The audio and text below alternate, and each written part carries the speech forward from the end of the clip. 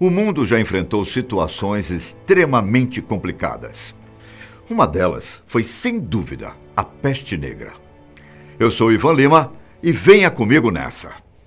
Você já deve ter ouvido falar da peste negra. Bom, essa foi uma epidemia global devastadora da peste bubônica. Ela está entre as doenças que mais mataram pessoas em toda a história humana.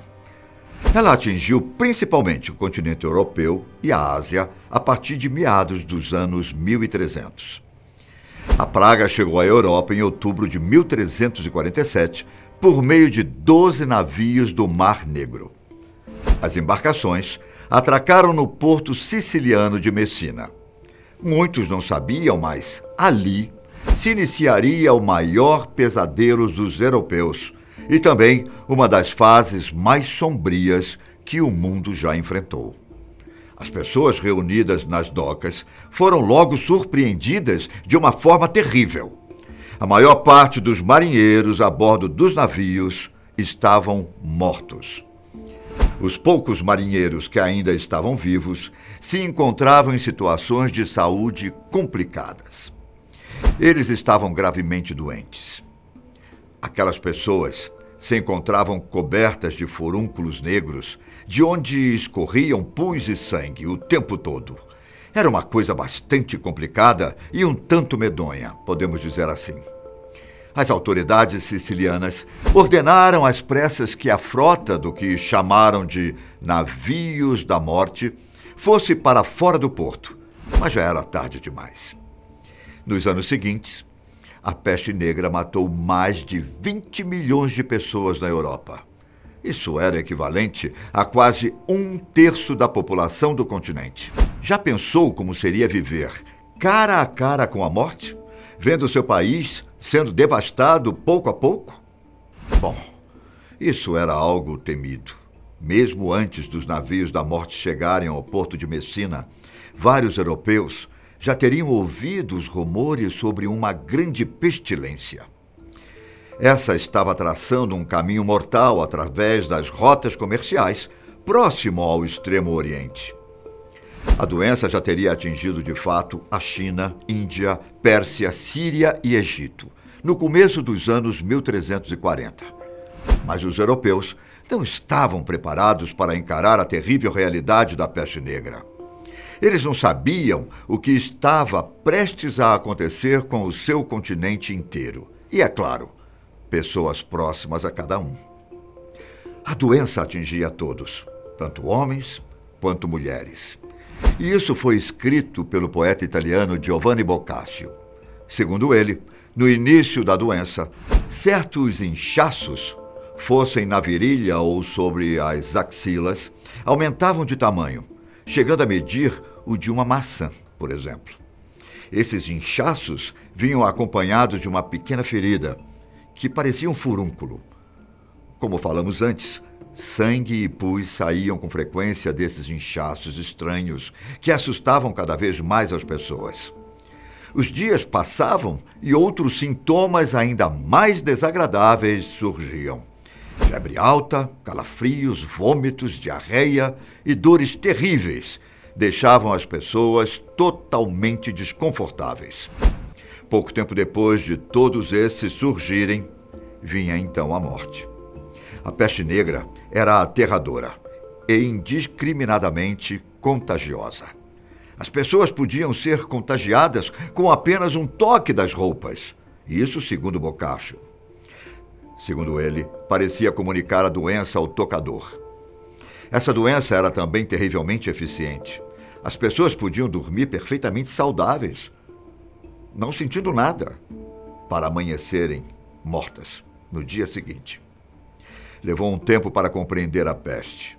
Hoje, os cientistas entendem que a doença é transmitida por um bacilo chamado Yersinia pestis.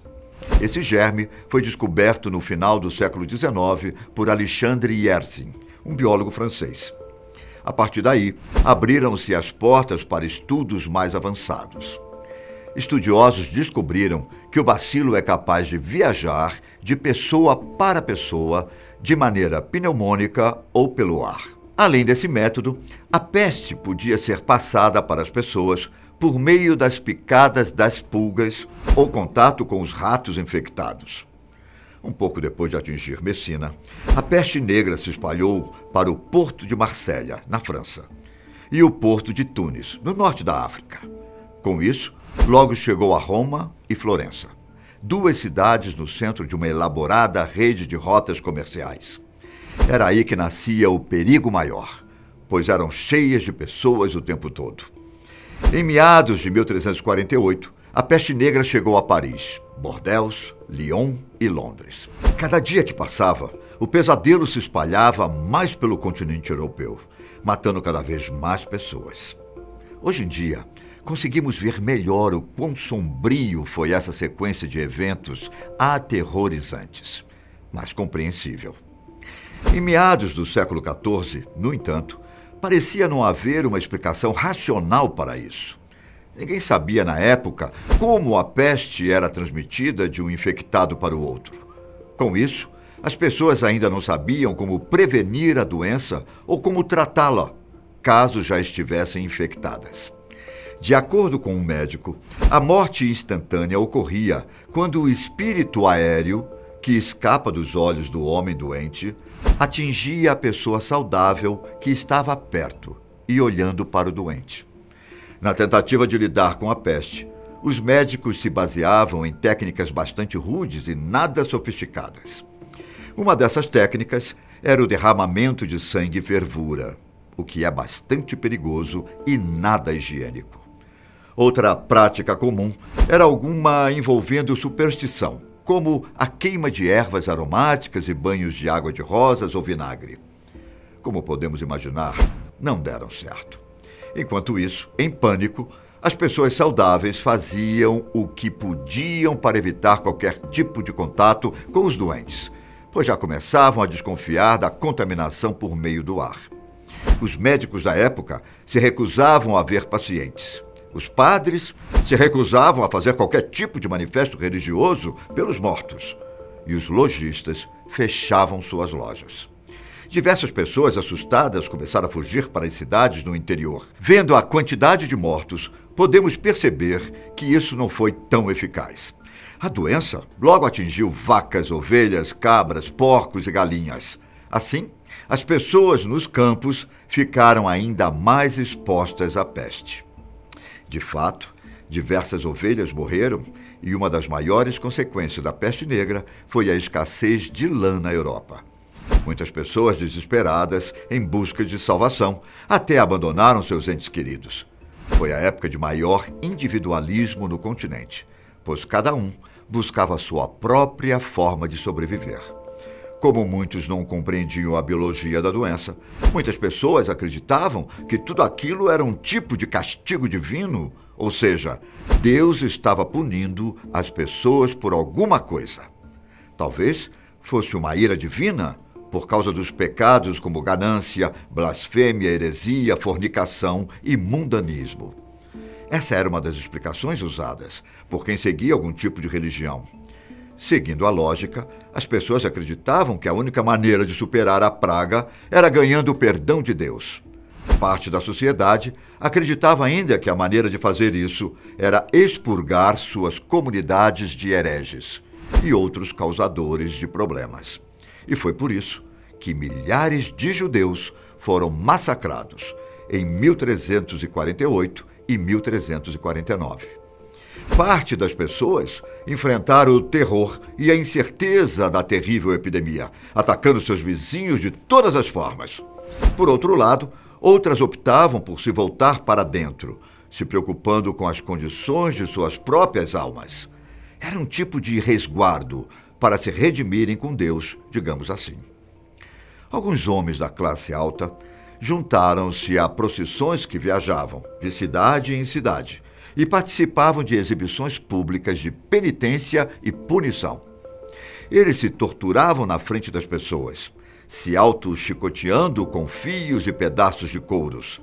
Essa era uma forma de tentar se redimir por seus pecados. A doença continuou afetando pessoas, mesmo após o seu auge, e assim seguiu pelos próximos séculos. Foram então classificadas as etapas: primeira, segunda e terceira epidemia. A terceira, por exemplo, ocorreu no século XIX, mas sua disseminação foi efetivamente travada pelos esforços das equipes sanitárias. Teve início, provavelmente, na estepe da Manchúria, onde as marmotas infectadas foram caçadas. Essa caçada foi feita em grande número pelos imigrantes chineses. Eles pegavam e vendiam aos ocidentais para produzir casacos. A partir de 1855, espalhou-se por toda a China, ameaçando os europeus de Hong Kong em 1894. Isso resultou no envio de equipes de médicos e bacteriologistas para a região. No entanto, foi impossível evitar essa disseminação por navios, para portos em todo o mundo, inclusive na Europa e na Califórnia. O mundo então vivia mais uma vez uma epidemia da peste negra, mas felizmente ela foi contida graças às informações que as pessoas já possuíam a essa altura. Bom, esse foi o nosso vídeo de hoje, caros amigos. Agradeço por sua companhia e fico por aqui. Um forte abraço e até o próximo vídeo. Um grande abraço.